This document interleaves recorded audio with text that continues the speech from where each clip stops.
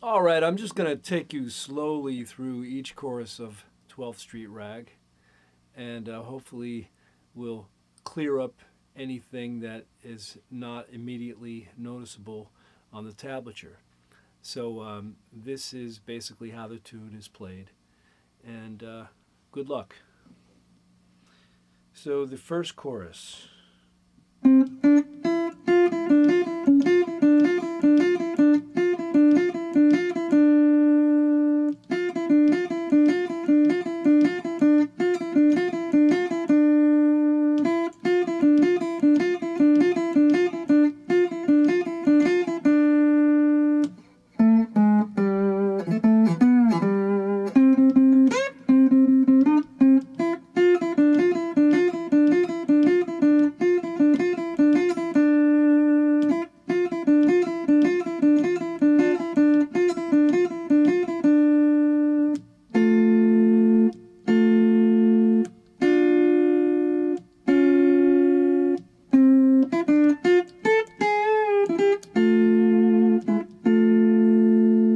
Okay, so a couple notes about that first chorus.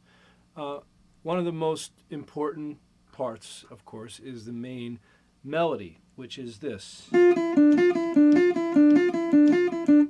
Now, as you can see, I'm slightly lifting the bar off of the first string.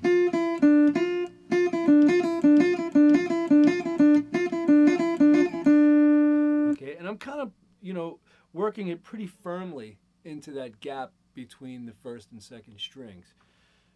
I don't really want to hear much noise. That's why I am trying to, eliminate that noise. On Sol's recording, you can still hear a little bit of the C sharp string ringing as he lifts the bar. But we're going to eliminate that by pressing down. Okay, so you don't hear that much of it. The other thing is the right hand. You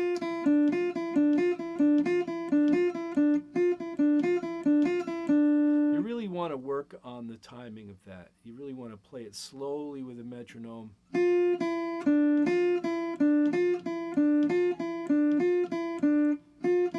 So you can almost get sort of a syncopated feeling. And also the hand is got to be relaxed to pull this off.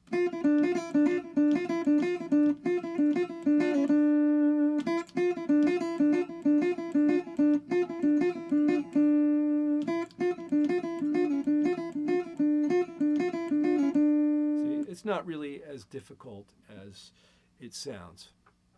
It's just going to take a bit of practice.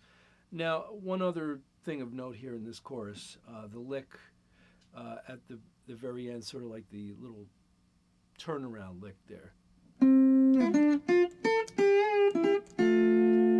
Sol will use a lot of muted notes to sort of add a little bit more of a syncopated or percussive type of sound to it. So here, really what he's playing here is, but what he uses the first string to sort of add a little rhythmic element.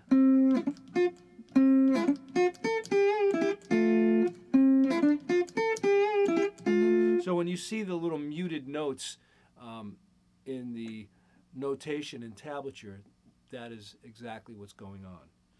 Okay, so that's the first chorus. The second chorus, it gets a little bit tricky and is one of these beautiful, typical Sol Hoopii displays of virtuosity here, where he uses his open strings as passing tones. So you've got the C note and the D note, and uses the open string in between. See? The little chromatic lick there. So the lick goes.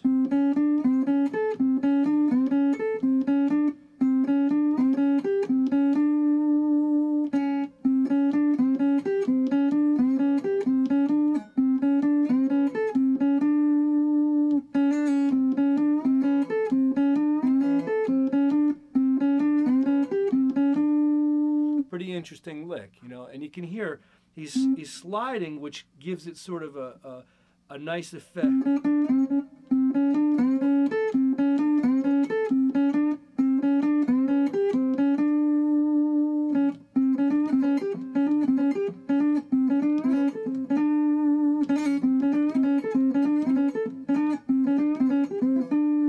Really cool.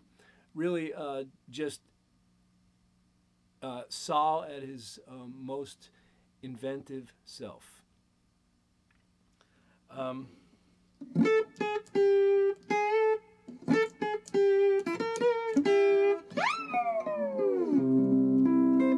Okay, that's another one of these typical Sol licks where, you know, you don't have to be exact. I know the notation sort of and the tablature has a certain note, but you really don't. You just want to get it in that range.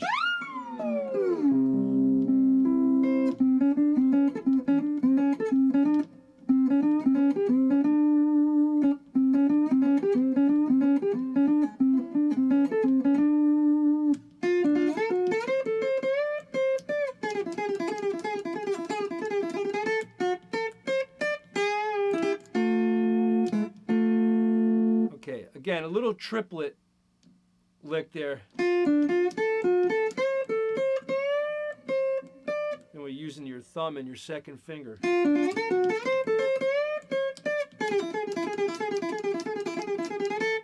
Okay, and again, that is a really tricky little thing. And yeah, I assumed that he was using his 3 fingers to pick that. But, you know, I really couldn't play it. And the more I thought about it and the more I listened to it, I noticed there was just a sameness in the attack of all the notes. And I thought that it really had to be him just using the thumb and the second finger there to play it. Now, one of the important parts about playing that lick is your bar has to coincide precisely with your right hand. Because if it doesn't, the lick is just going to be a mess. So that's something that really needs to be worked on.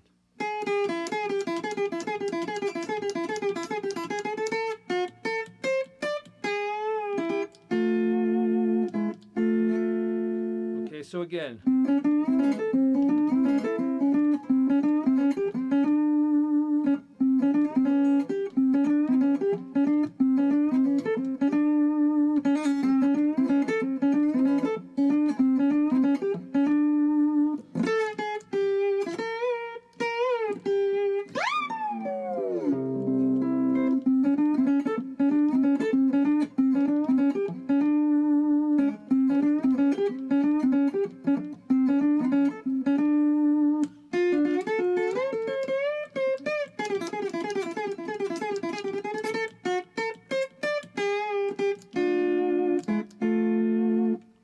That was a little sloppy, but you get the idea. Okay, now on to the third chorus. We're playing the main lick again, but we're up in octaves. So we need to slide from the 13th like that.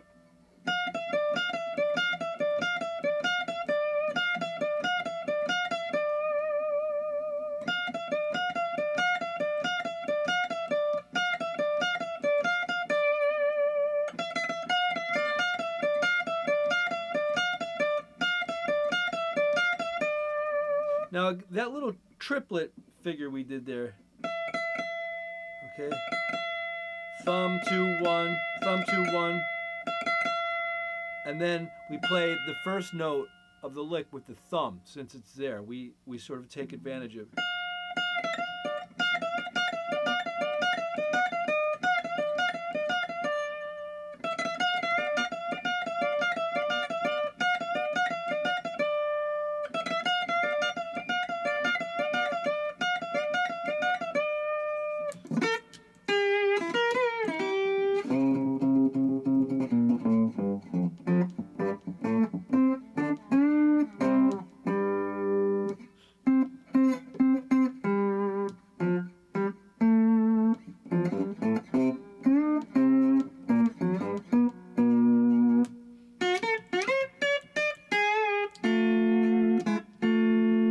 Okay, so a little bit of work on the bass strings there.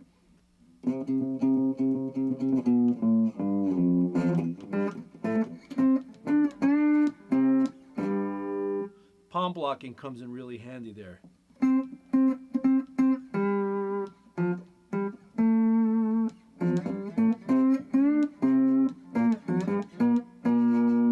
Then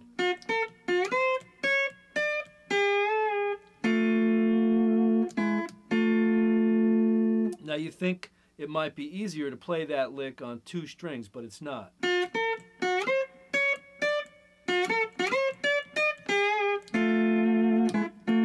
To play the Sol Hoopii stuff, you've got to be able to move the bar quickly up and down on the 1 string. It's really an integral part of his style and of his sound.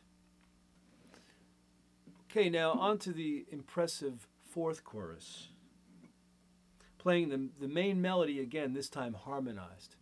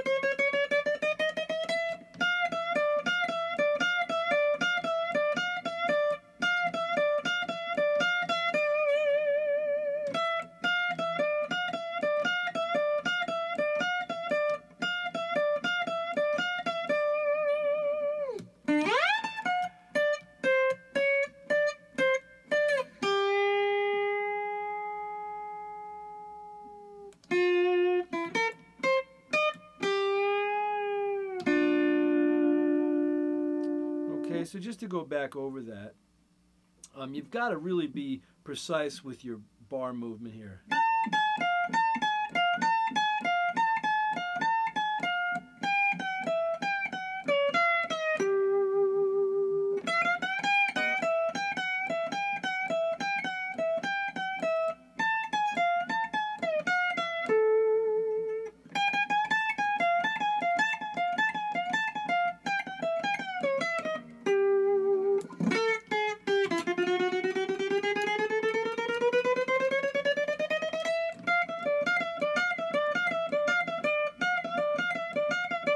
So again, that glissando, you hear.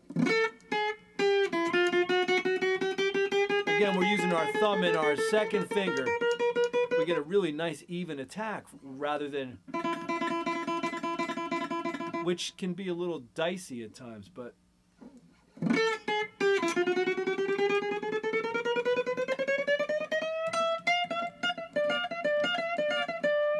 So that's the 4th chorus, which is pretty incredible. All right, the 5th and final chorus, which is a chord solo.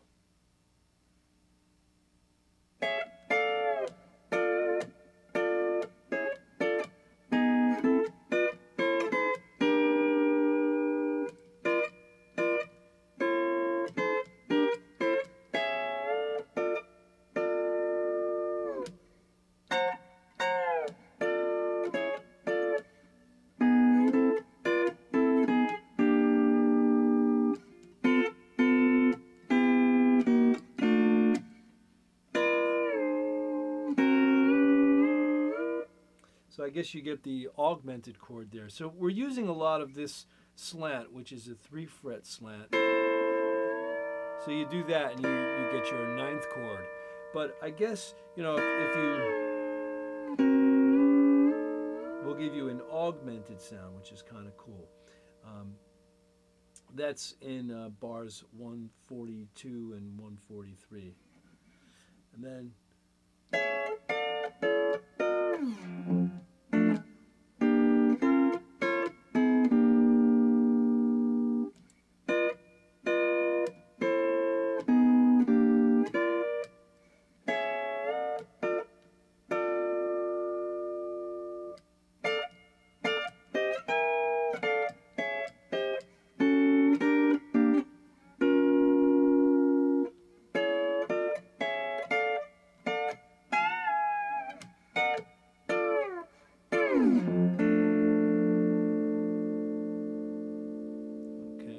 is your fifth chorus. This is kind of simple. It's a little bit tricky with some of the chords, but you'll be able to work it out. You follow the tablature. It's pretty darn accurate. So just follow along with the tab, and you shouldn't have any problems at all.